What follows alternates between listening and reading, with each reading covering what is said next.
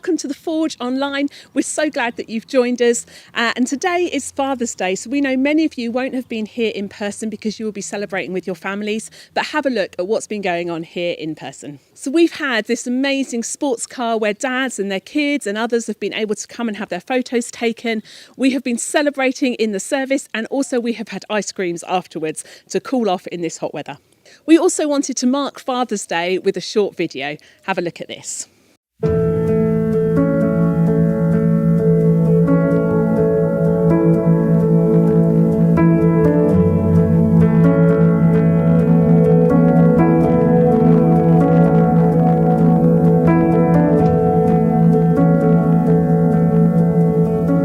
I haven't had a chance to talk to the guys, but I want to give you my viewpoint on the video, and it comes from a personal point of view, but please hear this in the right way.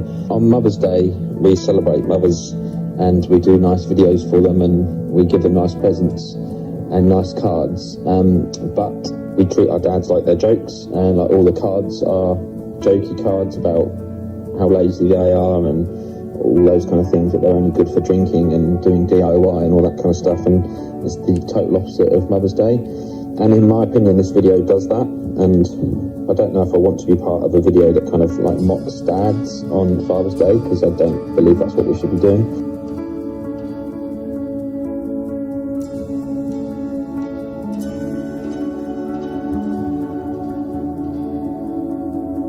My dad's name is Peter Warnock, also known as the best smelling man at the Forge. My dad's name is Oliver. He's a GDPR consultant and he's self-employed. My dad is 5'4", blue eyes, and has mad leg genetics, big legs, big calves. He investigates mud. Yeah, so when they're gonna build like something on a new building, he'll look at the mud, manages that team, I think. We go camping together a lot. He gets the spiders out. I like that bit. Me and my dad could do some like more physical activities together, so probably like at the beach. We always go in the sea, which is really nice to spend time with him there.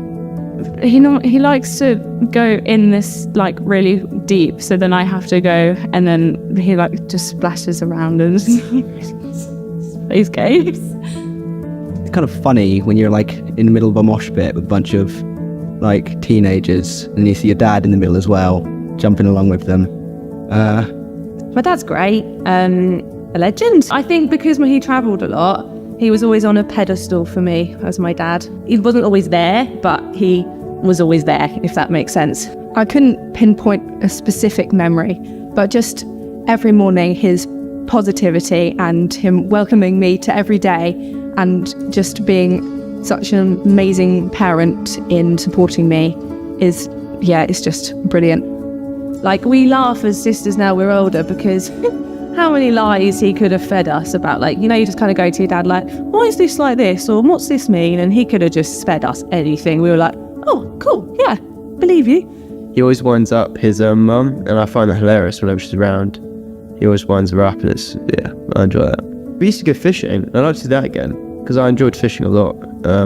It was fun, and I brought the family together, and yeah, I just liked being out in nature. One of the best memories is the times that we spent in the summer holidays on the projects that he was working on at the time. He used to do barn conversions, and me and my brother used to go with him at holiday time and over the weekends to help him on his projects, and just had such a great fun learning from him, but also they're just really special memories that we've had together. The amount of times I made him sing There's a Hole in My Bucket, Dear Liza, because my name's Eliza, on chairlifts going up the mountains, and he would just tolerate it and tolerate it. Literally so reliable. And I'm now married, but I like still think, what would dad do? What would dad say? Kind of thing. Going to the movies, watching Marvel films and Star Wars. Lots of bike rides, smoking salami sticks in the back of our car. Obviously they weren't a light, they were just salami sticks, but it was funny. Yeah, but no, although he gives you like life lessons when you don't really want them, guess he's helpful and cares for his family. it weren't for him, I think Mum would give us a microwave meal every night, so cooking food is helpful. Yeah. Supports Newcastle, that's the best bit.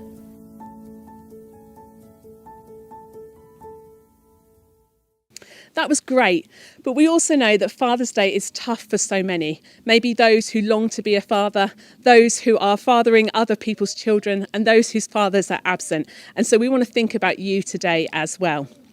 We are this week in our third part of our series, Power to Change, and we're now going to join the room and listen to Steve bring the third part of that series.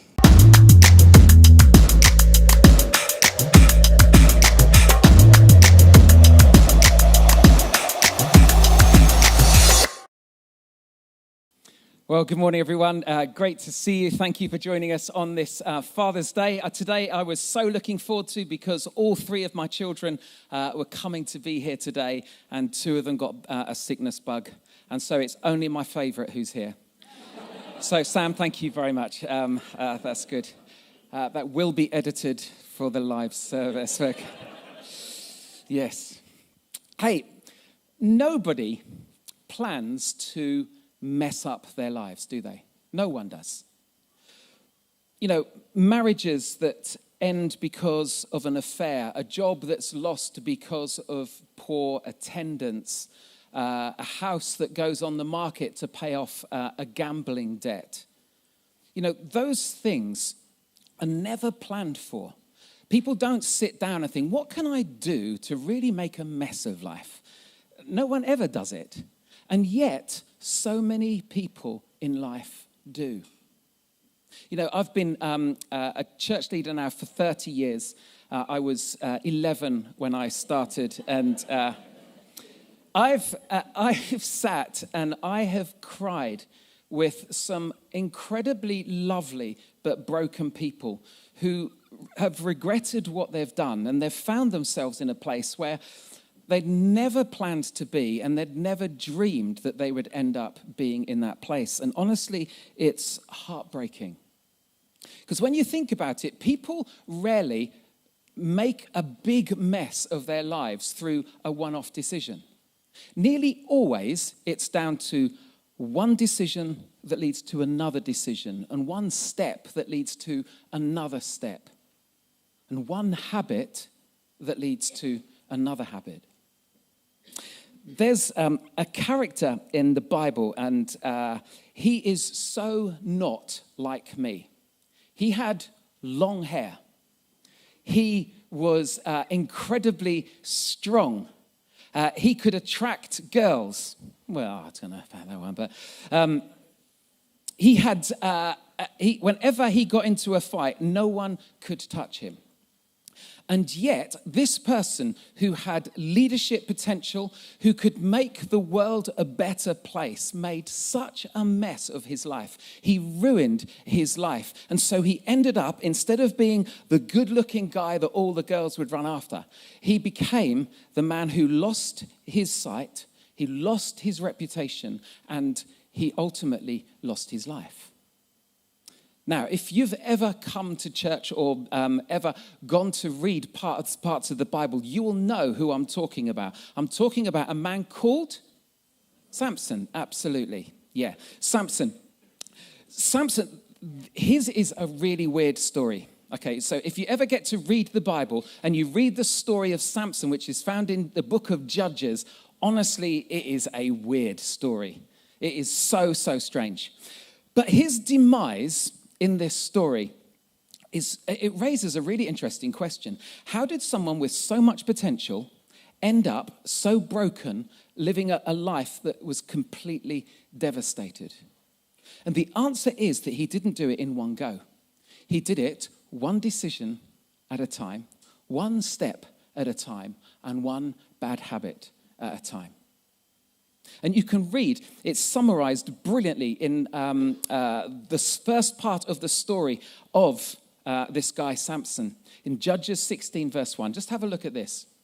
One day, Samson went to the Philistine town of Gaza and spent the night with a prostitute. So one day, he made what was to be the first of a whole load of very, very bad decisions. which led to his life having bad habits and ultimately ending in destruction. A bit of background for you. Samson was from a place called Zorah. And that's where he was born and where he was raised. And so this place, Gaza, is about 25 miles away.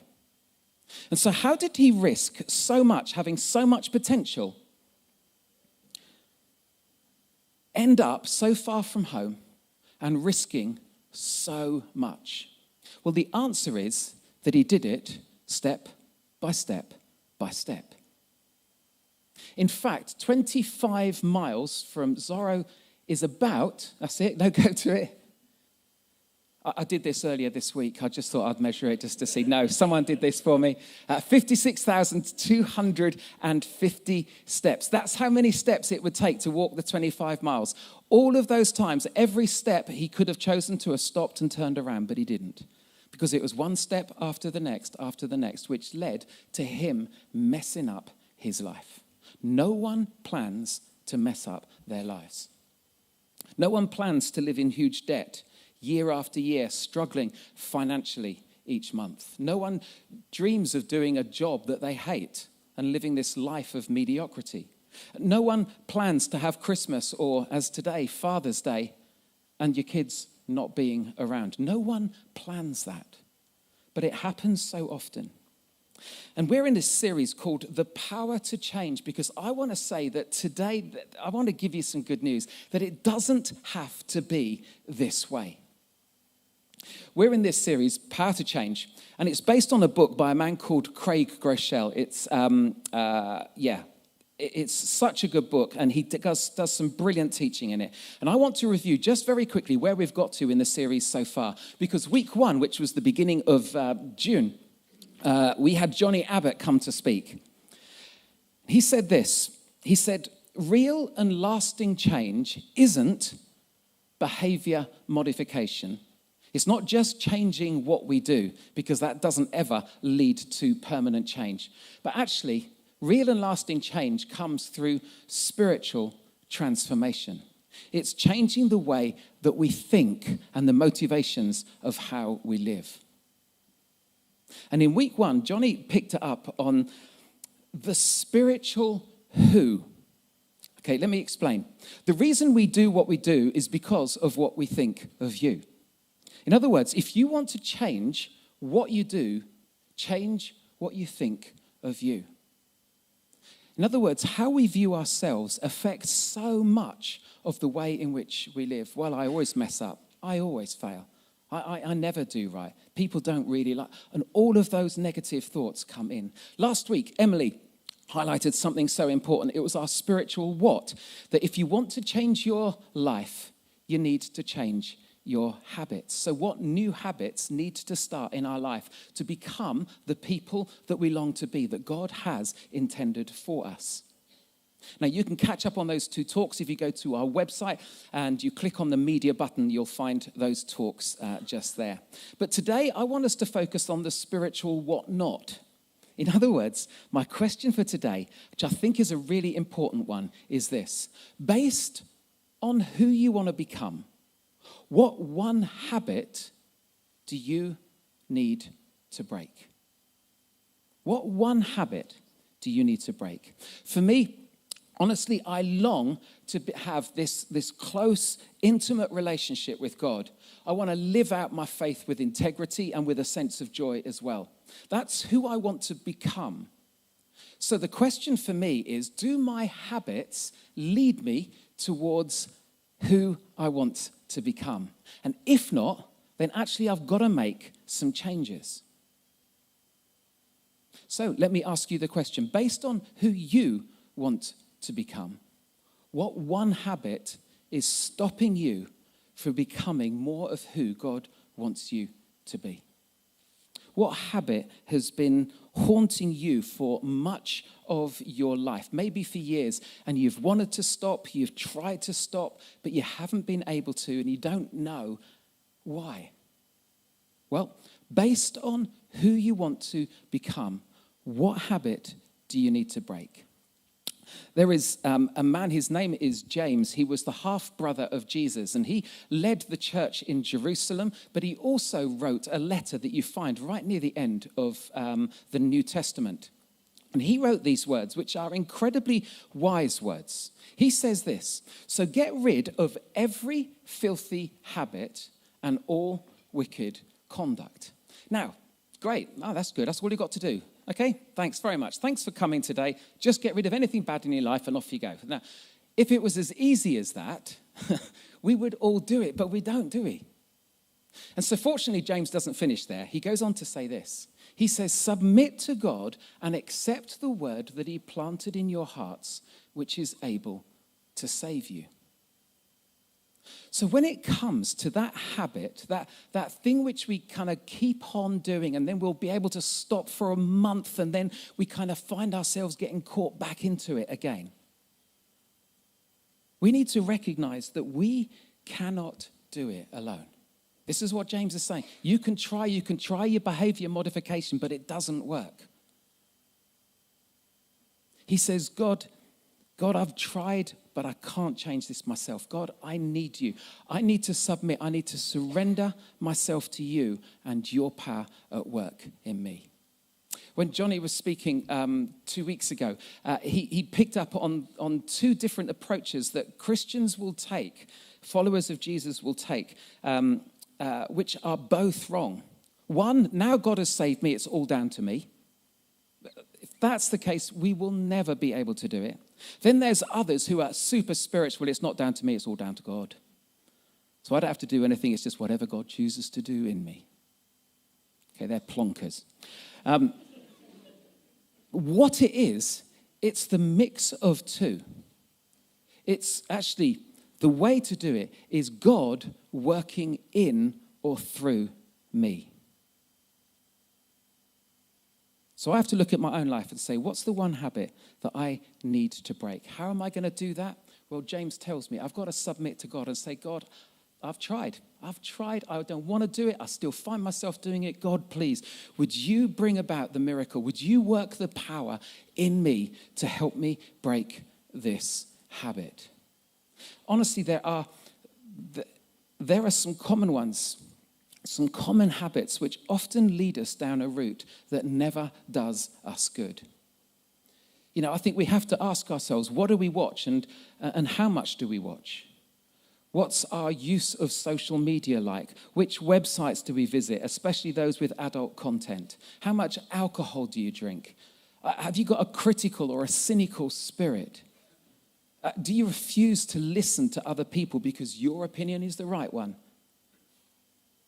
Do you have to question how you spend your money because Amazon button gets clicked far too often? What about your relationship with food? There are all kinds of habits that grab hold of us, that take a hold of us, and can actually lead us down a path which can mess up our lives. Have you ever asked the question, why are good habits so hard to get into? And why are bad habits so flipping easy to get into? Have you ever asked that? It's true, isn't it? You know, it's like food, you know, healthy food is rubbish, isn't it? It's the unhealthy food which tastes good. So everything seems to be topsy-turvy for how it ought to be. Well, look, here we go. Good habits are difficult to start because the pain is now and the payoff is later. That's why good habits are difficult to begin with. So you decide that fitness is going to be your thing. You buy the trainers, you buy the Lycra. You don't wear it, you just buy it because... And you decide you're going to go for a jog. And so you get up early one morning and you open the door and it's cold, it's wet and it's windy. But you've got the gear, you're all ready, you're going to go for it. So you go out for your first run. And you get back, you're feeling exhausted and tired and incredibly pleased with yourself.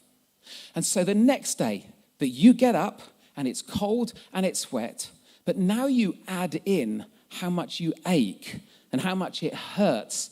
And so what we tend to do is we will tend to start and attack things really well, but because they become painful, we just pull back and we stop. That's because good habits are difficult to start because the pain is now. But if you press through that, the payoff of being fit is so good. I mean, look at me.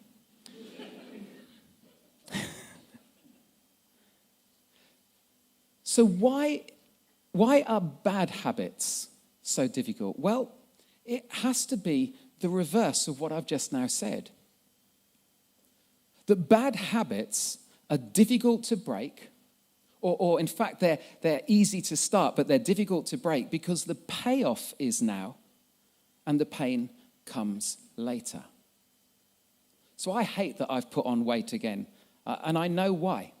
Because the evenings, when I've finished whatever meetings that I've had, or if I haven't had any meetings, I've just been sitting watching Netflix or sport or whatever, and I'm sitting down, then I kind of think, I'm a little bit hungry now. And so despite having breakfast, lunch, tea, with a snack in between, it's then the case that I then go to our little cupboard, which is in the corner of our kitchen, where the good stuff is kept. And I'll just think, it's just one packet of crisps. I won't eat it tomorrow. I'll just eat it today. And so every evening becomes this feeding of myself. I hate being heavier than I should be. I do. I hate it. But you see, it's so much easier when I feel hungry just to have something last thing at night than actually going through the pain of not doing that to have the payoff of remaining slimmer. This is why most people don't ruin their lives all in one go. They do it one bad habit and one bad decision at a time. So let me ask you a question again. Based on who you want to become, what one bad habit do you need to break? See, if you were here last week with us, Em was talking about starting good habits. And she said one of the ways in which to start a good habit is to make it easy. So what we need to do when it comes to bad habits is to make it hard. We're going to make it difficult. And what we've got to do is, this is something that Craig Rochelle brings out brilliantly. He says, what we've got to do is we've got to remove the cue. In other words, the first thing that triggers your habit is the cue or the prompt. You know, when you're wanting to lose weight and you drive past McDonald's and you're hungry and you see those golden arches and it triggers something in you. That's the cue. The cue isn't standing in a queue. The cue is seeing something and it triggers a thought in us. Solomon, one of the most famous and wise people in the Bible, writes this. He says this. He says, don't do as the wicked do and don't follow the path of evildoers. Don't even think about it. Don't go that way. Turn away and keep moving. In other words, if there is something which causes that trigger, that cue to think, actually, I want to do this, or I want to say this now, or I want to think this, or I want to watch this, we need to try and remove the cue. We need to get away from it. We need to not go near it. Don't travel anywhere on it. You see, the first thing that triggers our habit is the cue. And there are 4 cues that we can recognize when it comes to being most vulnerable and giving in when those temptations start. It's these 4 here. It's when you go to certain places, McDonald's. It's also certain times of the day when we're more vulnerable. Often for me, that's last thing at night. There are certain moods that make you more vulnerable. Craig Rochelle speaks about the word halt, H-A-L-T. It's when you're hungry, angry, lonely, and tired. That's when we're most vulnerable, when those 4 things are happening. And also, it's certain people that when we're around, we always end up doing the same thing, the thing which we want to stop doing. The Bible says we need to walk with the wise and become wise. For a companion of fools suffers harm. In other words, the people that we spend time with will affect our lifestyle. It will affect our choices. So we need to be wise in who we invest time with. So we need to watch our cues and prompts that leads us towards the habit. And then we need to distance ourselves. Don't even, what did the verse say? Just go on to the next one. Don't even think about it. Don't go that way. Turn away and keep moving. Do you know what your cue is? Is it a time of day that you automatically start thinking of something? Is it a mood? What's your cue? What's the one thing which starts to set you off and so that you find yourself giving in? The second thing we need to do is to interrupt the action. We need to break the pattern of behavior by putting barriers in the way. I want to tell you a story of someone who I think is here. Is James here? Yes, he is. He's at the back. Okay. Back in December, James Pels had been to a party and he'd been drinking, and the evening didn't end well. And he came to church the next day feeling embarrassed for his actions from the previous night. I was so proud of him that he told me what had happened. He told me why it had happened, and he confessed, and he knew that it was his own fault, and he knew that it was down because he'd been drinking. And so he said that he wanted, he needed to stop drinking. And I said, James, I'll help you. I'll support you with that. James was part of my Tuesday evening football group. And he came along on that following Tuesday. And I was asking people for a drink. And I said, James, what do you want to drink? And he said, I'll have a beer, please. And I said, what? He said, I'll have a beer, please. I go, no, you won't. So we had a coffee. And the next day, he contacted and just says, any chance I can meet, if we could meet up? So we met up that following afternoon. And we talked. And James agreed that he needed to stop drinking. That he will always end up in a place that he doesn't want to end up if he carries on drinking. And so I asked him if he'd got any alcohol at home, and he just said, yeah, I've just got 2 more cans left. So he says, so I'm going to go home from here, I'm going to drink those 2 cans, and then that's going to be it. And I said, no, you're not. He says, why? And I says, no, you go home and you open up those cans and you pour them down the toilet, thank you very much. You don't go and have another 2 before giving up. And he says, oh, yeah, okay, I'll do that then, I'll do that. And so he created a video for me, and he showed me how he was pouring. And then I said, James, where do you normally drink? And he says, here at the leisure centre. And I says, James, I want you to go. When you're on your way home, why don't you call in at the leisure centre and you speak to the staff and say, from this point onwards, no matter what I ask for, will you not serve me alcohol? And he says, to do that? I go, yeah. He says, that's what people normally do. I go, I don't know. Just thought of it. But honestly, go and talk to them and say that you don't want to be served alcohol anymore. So he agreed to do that. And just have a look here. Now banning myself drinking from here. His first one, a soda water and lime, happy as can be, is the second photo. And there's his third one, pure life. He sent me another photograph this morning, which was too late to be able to put on, where he smiles a little bit more. But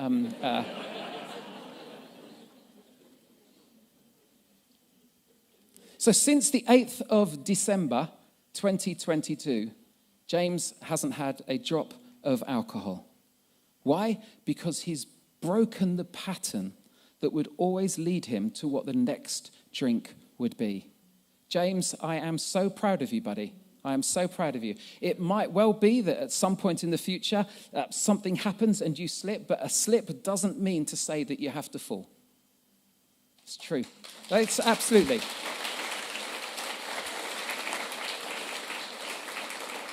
Because for some of us here, we might need to take very severe measures if our habits become addictions. We just do. It takes more than just blocking your phone or just trying to cut something out.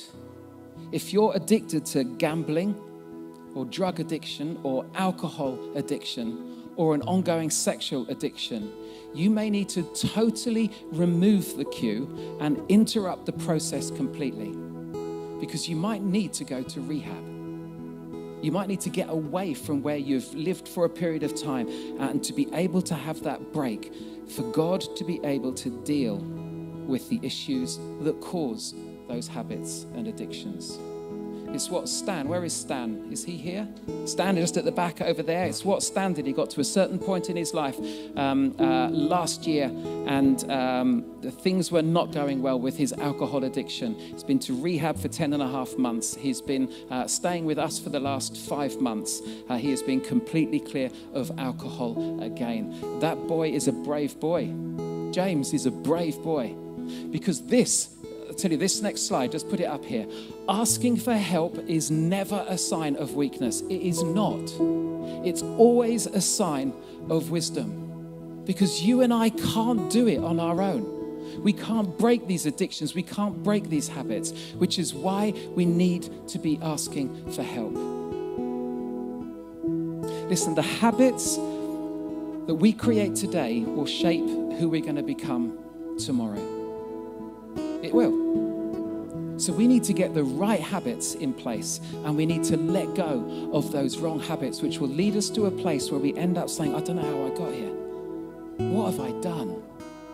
None of us want to find our way there. There is a power to change.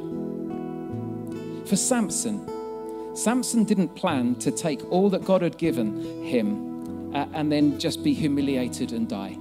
He didn't. Here's how he did it. If you can just go on to a slide or two. Thank you. Next one. That's it. The bad news is that he took 56,250 steps in the wrong direction. And the good news is he had 56,250 chances to turn back to the right way. And you do as well. You do too. Because God's grace is so good. His presence is so powerful. So if you're struggling, don't lose heart. Don't give up, because it's not all down to you. It's allowing God to work in and through you as you submit to God. Your part may well be to remove the cue, to recognize when you're most vulnerable, and to stay as far away as possible. And you might need to interrupt the action of taking drastic action like James did and like Stan has done. Put barriers in the place to prevent you from giving in. But the great news is, I think that's really wise advice. But the great, great news is that Jesus, who is perfect in every way, he understands, because he is tempted as we are, but he had the power to overcome, which is why I want to live with Jesus' power in me. I want to know his strength working through me. And he loves you more than you will ever understand and know. Because he came for people who struggle with bad habits. He came for the broken. He didn't come for the righteous, but he came for sinners, the Bible says. That he came for those who were lost in life and wondering what direction they should be going in. And Jesus died in our place for those wrong habits, those bad habits. And he rose again, and so that his life can live in you. And we can know that we're children of God, loved by him. We can know the strength of Jesus' power in our lives too.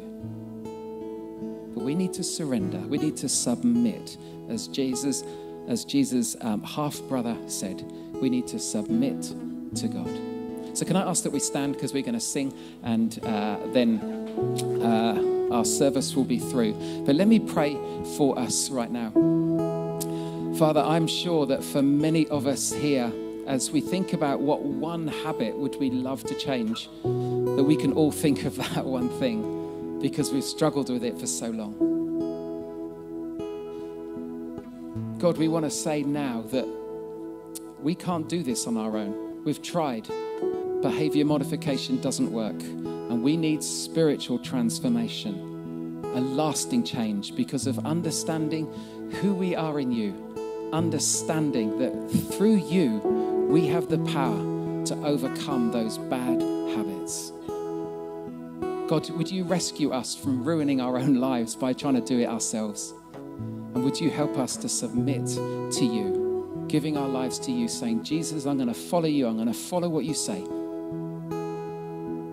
So God, help us, I pray.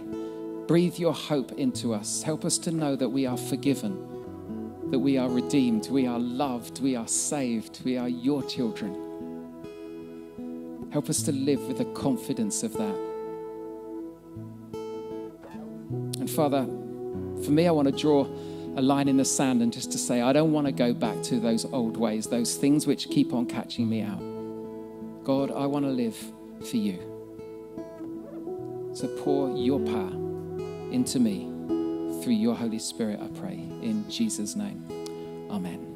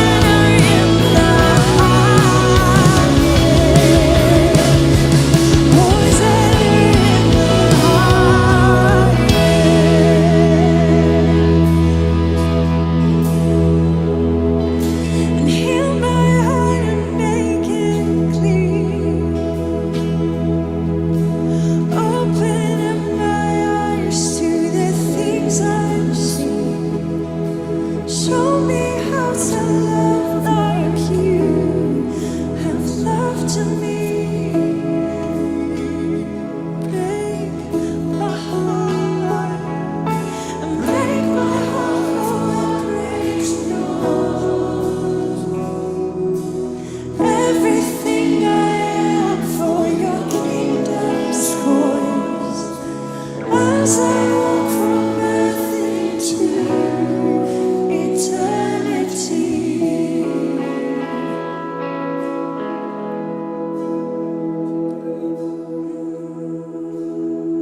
That was great, Steve. Thank you for that.